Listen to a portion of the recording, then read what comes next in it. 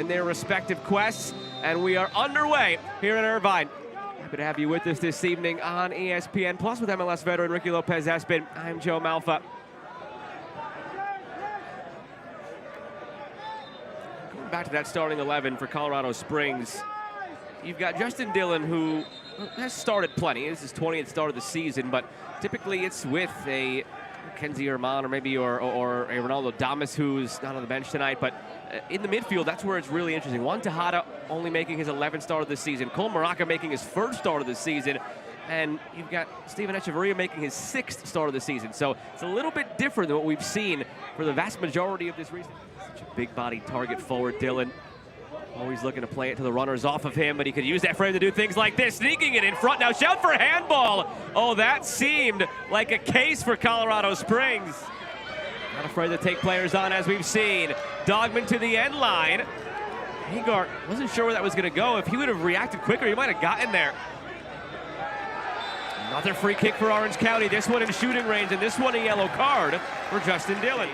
Every single match had implications playoff-wise for both teams involved. Nobody who was eliminated partaking in the action tonight. Here's Jamison cutting in, goes for goal!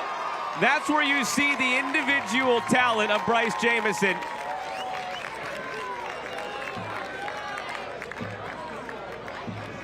But yet again, you just see how expanded Colorado Springs Switchbacks are in their press. So much space to start on one side of the field to end on the other side, and this is exactly what we talked about. Nakim making lines on the ball ahead to Jamison. Now Zubak cuts it by. Doghman for Hegardt. Chris Hegardt back post, bouncing around. It's an own goal. Sometimes you need a little luck. Orange County creates their own luck, and they lead at home.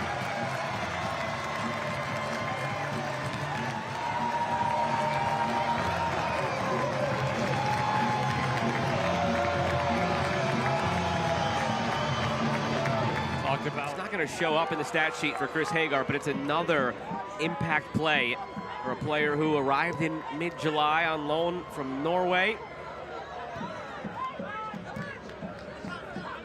Hegardt, the 22-year-old, came up at the Seattle Sounders Academy, started in USL Championship back with Tacoma Defiance while he was in that academy for Seattle. Went off to Ricky's favorite school, Georgetown, and then from there, time in MLS with Charlotte. Brief loan spell to Loudon last year before going to Norway and now back to the U.S. So he's been bouncing around, but he's been impactful wherever he's been. Try from distance here, through the smoke, it curls wide.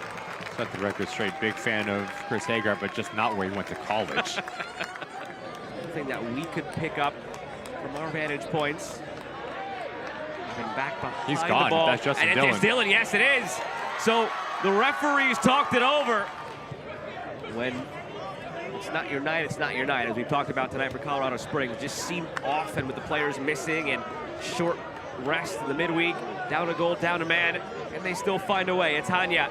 Overlap from Rocha coming. He uses it. Rocha centers it. Opportunity here. Oh, what a save by Shutler.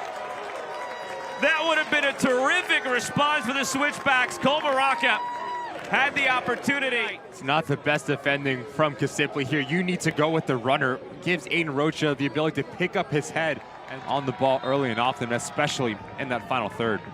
Subs brought to you by MedEquip.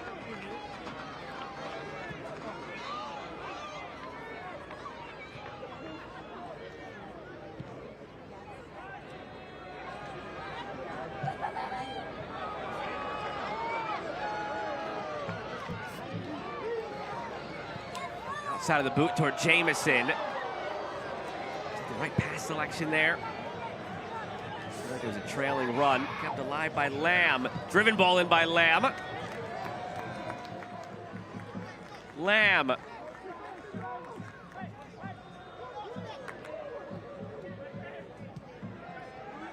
Slip through.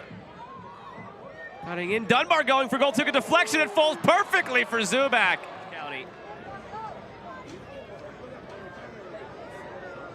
On their third coach.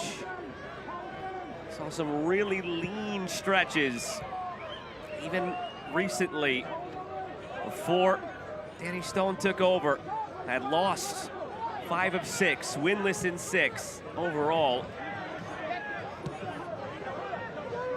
This would be 5 unbeaten, 3 wins, 2 draws.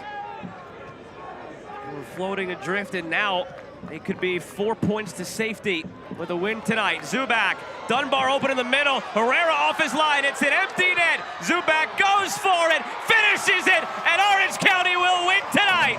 A 9th on the season, a deserving goal for Ethan Zubak.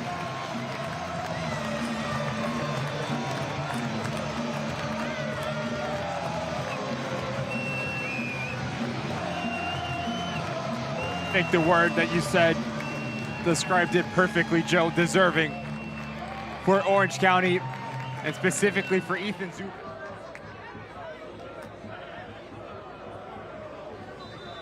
And there is the final whistle. It wasn't easy for Orange County. They didn't salt it away until late, but it's a 2-0 victory.